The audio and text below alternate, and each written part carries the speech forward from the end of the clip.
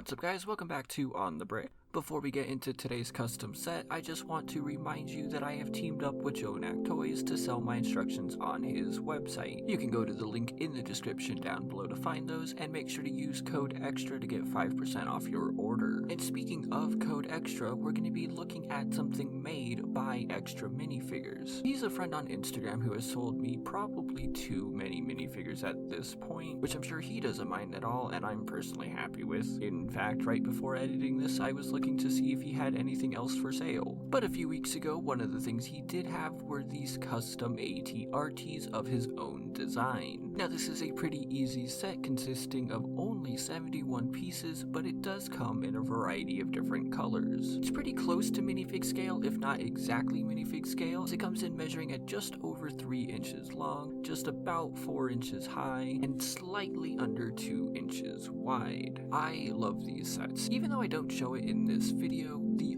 only other AT-RT I have is the 20th anniversary edition, which is significantly bigger than this. But these sets are scaled very well and the proportions look really good. It's what I imagine an AT-RT would actually look like.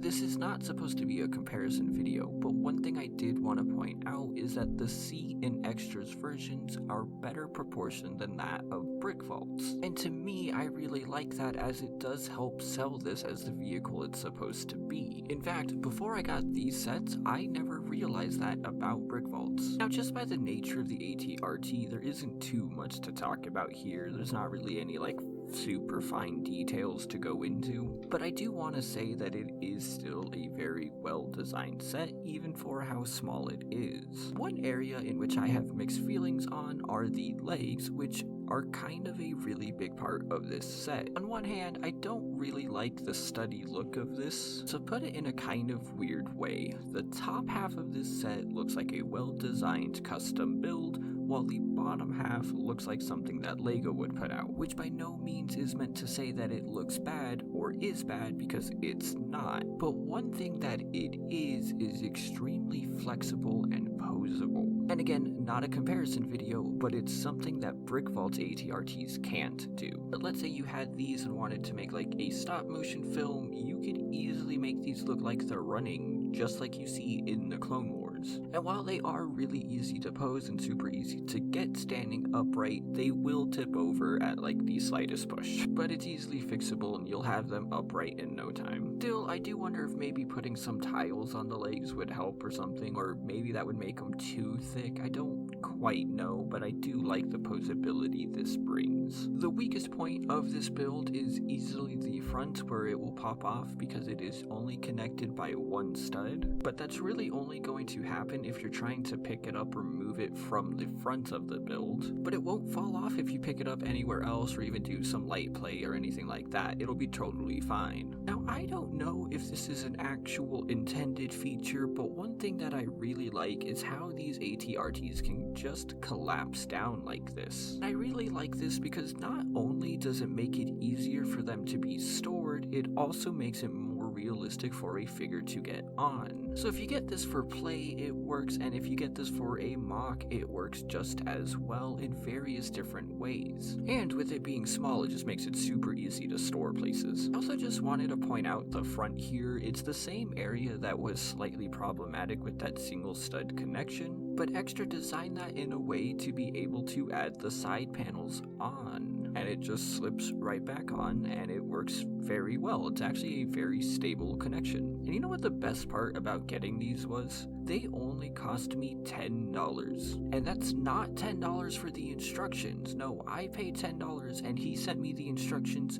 and the pieces to build this, which, even though it's a small set, is still kind of a testament to all the people who say that custom sets need to cost a lot of money. No, they really don't need to cost 50 cents a piece. That's absolutely absurd. So if you want a set that is small but comes in a variety of different colors, is fun to put together, is well designed, has good instructions, and only only cost $10, then go to the link in the description down below and talk to Extra Minifigures. I don't know if or when he has these in stock, it just changes all the time, so the best thing to do is just reach out to him. He also has an A-Wing mock that I wanted to get and sells minifigures all the time. And don't forget to use his code EXTRA when you go to Jonak Toys and buy my instructions. But let me know what your thoughts are in the comments down below. Remember to like this video if you liked what you saw, and if you haven't already, please do consider subscribing. One way that you can really help out the channel is by checking out my Patreon, because signing up there not only makes videos like this possible, but once I reach a certain amount per month, I will be doing monthly minifigure giveaways. And if you sign up at the $3 level, you can have your name on screen just like these wonderful people. Also, I just reached 300 subscribers, and as a way of saying thank you, I do plan on doing a giveaway soon. Stay tuned for that. Thank you so much for watching, and I will see you next time.